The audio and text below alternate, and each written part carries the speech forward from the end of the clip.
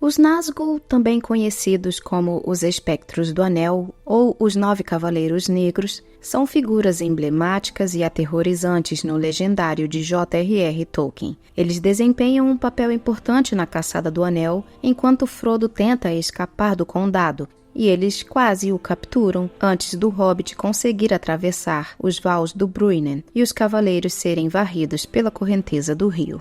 Os corpos trajados de preto, mas sem face visível, despertam a curiosidade dos fãs e leitores. Quem são estes cavaleiros? O próprio livro nos dá algumas pistas, mas vamos ver se conseguimos descobrir um pouco mais das identidades dos Nazgûl. Dentre estes, vamos ver também o único que já foi nomeado, Khamûl.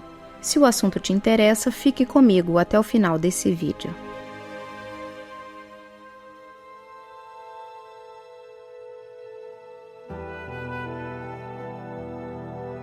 Como podemos ver nos filmes e ler nos livros, os Nazgûl eram originalmente reis humanos, grandes e poderosos que foram corrompidos pela forte influência dos Anéis de Poder, dados a eles por Sauron, após este último ter recuperado esses mesmos anéis dos Elfos, durante a guerra travada contra eles em Eregion, entre 1693 e 1701 da Segunda Era.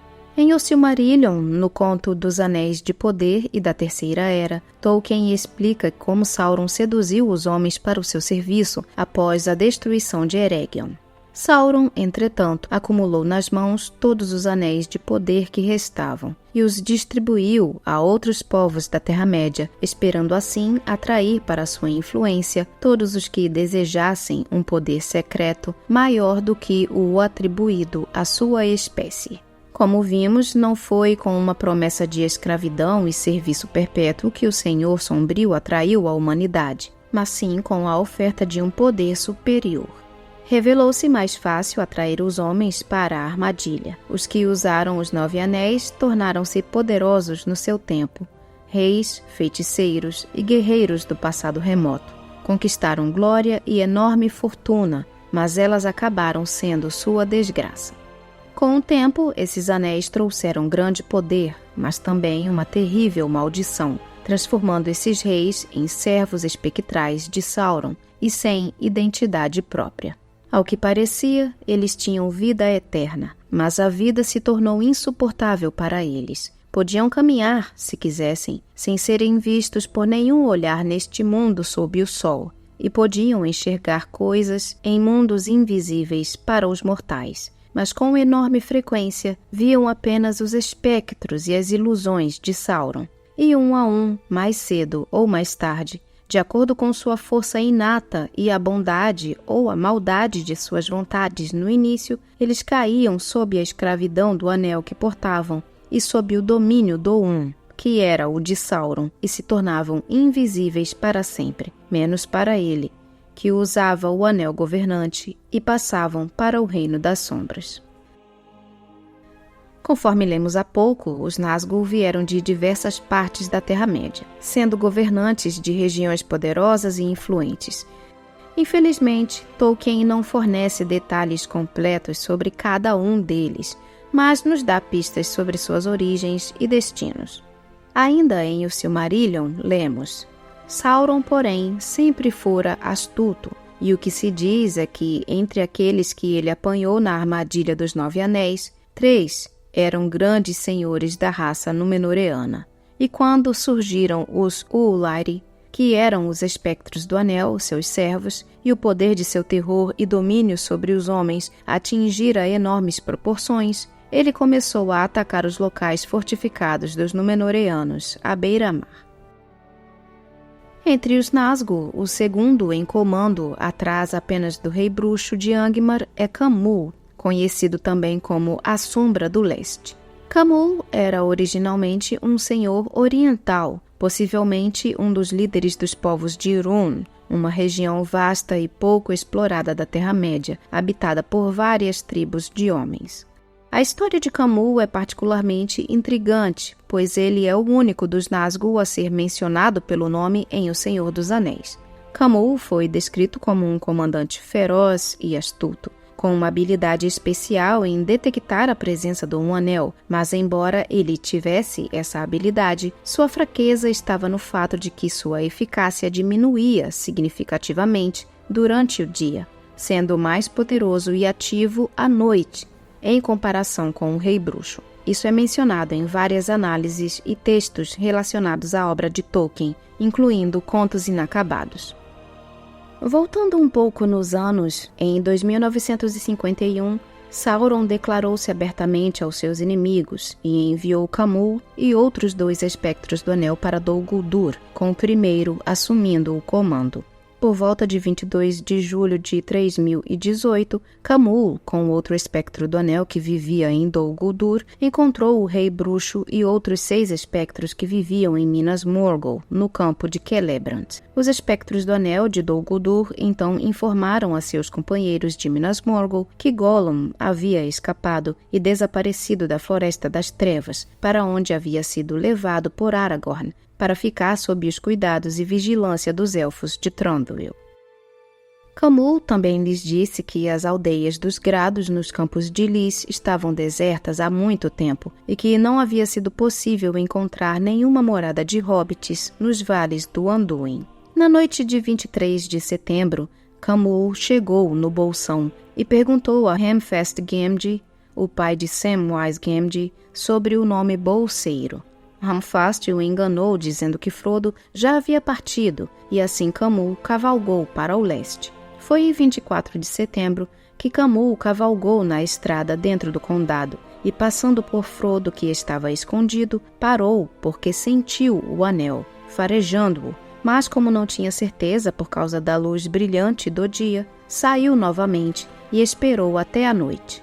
Após o pôr do sol, ele sentiu o anel novamente e perseguiu Frodo. Ele não ousou atacar e recuou, porque ficou intimidado pelos elfos que passavam pelo condado naquele momento e cantavam uma canção sobre Elbereth, a Valie também conhecida como Varda. Além disso, Camul não conseguia sentir o anel claramente, enquanto Frodo estivesse cercado pelos elfos. Após a partida dos elfos, Camul continuou a perseguir Frodo, mas não o encontrou, e chamou um outro espectro de Dol Guldur.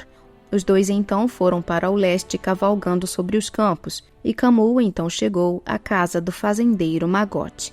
O fazendeiro não gostou nem um pouco da presença do Cavaleiro Negro que causava arrepios na espinha, e basicamente o pôs para correr ao dizer que ali não havia bolseiros e que se ele quisesse encontrá-los, deveria ir até a Vila dos Hobbits.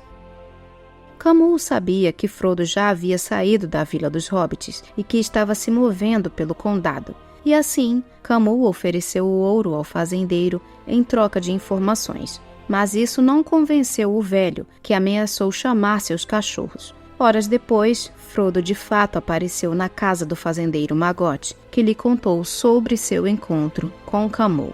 Depois de deixar o fazendeiro Magote, Camul continuou a procurar por Frodo e ele foi para o norte, na direção da ponte do Brandevin. Camul então chegou tarde demais na balsa de Boqueburgo, na noite de 25 de setembro.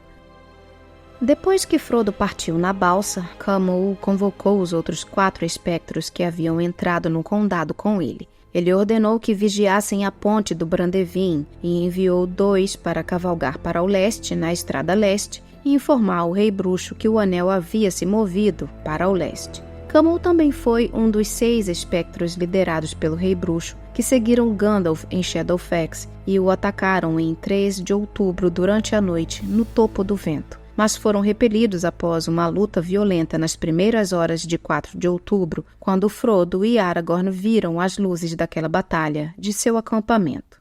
2 dias depois, o Rei Bruxo e Camul, com mais 2 companheiros, ficaram para trás para vigiar o Topo do Vento, esperando a chegada do Portador do Anel, e enviaram 4 espectros do Anel para perseguirem Gandalf. Camul estava na ponte sobre o rio Hoarwell em 11 de outubro, mas quando Glorfindel se aproximou deles, eles se retiraram e foram perseguidos pelo elfo até que saíram da estrada e se dispersaram. No entanto, em 14 de outubro, Camul, o Rei Bruxo e 3 outros espectros se reuniram novamente e continuaram com sua perseguição implacável. Em 20 de outubro, ele estava entre os espectros do Anel que alcançaram Frodo e seus companheiros e ousaram atravessar o val para entrar no rio Loudwater para perseguir Frodo, que já o havia cruzado, mas eles foram arrastados rio abaixo pela forte torrente do rio, ordenada por Elrond. A partir de 20 de março, após fracassarem em recuperar o Um Anel, Camul e os outros 7 espectros do Anel restantes abandonaram seus cavalos e passaram a voar as infames bestas aladas concedidas a eles por Sauron, observando o exército do Oeste enquanto este marchava para o Portão Negro e durante a batalha que se seguiu. Quando Frodo colocou o anel nas fendas da perdição, Sauron percebeu o perigo e ordenou Camul e os outros espectros que corressem para o Monte da Perdição, onde pereceram quando foram pegos na erupção que ocorreu após a destruição do Um Anel. Sobre o fim dos espectros é dito em O Retorno do Rei. Como chicotes açoitando, caiu uma torrente de chuva negra, e no coração da tempestade, com um grito que atravessava todos os outros sons, rasgando as nuvens, os Nazgûl vieram, caindo como raios em chamas, como se estivessem presos na destruição da montanha e do céu, e no fogo estalaram, murcharam e se apagaram. A transformação desses reis humanos em Nazgûl é um testemunho do poder corruptor dos Anéis de Poder. Eles começaram como homens nobres e poderosos, mas o anseio por mais poder e a promessa de imortalidade os levou a aceitar os anéis dados por Sauron. Com o tempo, esses anéis corroeram suas vontades e suas essências, deixando-os como sombras do que um dia foram. Há ainda algo que não mencionei, mas que é importante para a subordinação dos espectros ao Senhor Sombrio. Após eles terem se tornado Nazgûl, Sauron tomou de volta os 9 anéis. Tolkien menciona em uma de suas cartas, a de número 131, que os anéis dos Nazgûl foram recuperados por Sauron e guardados por ele. Isso assegurava que os Nazgûl permaneceriam sob seu controle absoluto, uma vez que ele tinha o poder de dar e tirar os anéis, mantendo assim sua lealdade inquestionável. Sem a capacidade de morrer, os Nazgûl estavam presos em uma existência de tormento e servidão, vagando pelo mundo como instrumentos do mal. Em outras palavras, eles são um lembrete de que mesmo os maiores e os mais nobres podem cair se cederem à tentação do poder absoluto. Com a destruição do Um Anel, os Nazgûl perderam sua forma física e desapareceram, mas suas histórias continuam a ecoar como advertências no legendário da Terra-média. Por hoje é isso, pessoal. Te convido a curtir esse vídeo, a compartilhá-lo com um amigo ou amiga que gosta da temática de O Senhor dos Anéis e a deixar seu comentário. Se não souber o que escrever, deixe um coração e assim você já vai ajudar no engajamento do vídeo. Não esqueça de se inscrever e me ajude a chegar aos 90 mil inscritos em breve. A gente se vê na próxima. Um grande abraço a todos e valeu!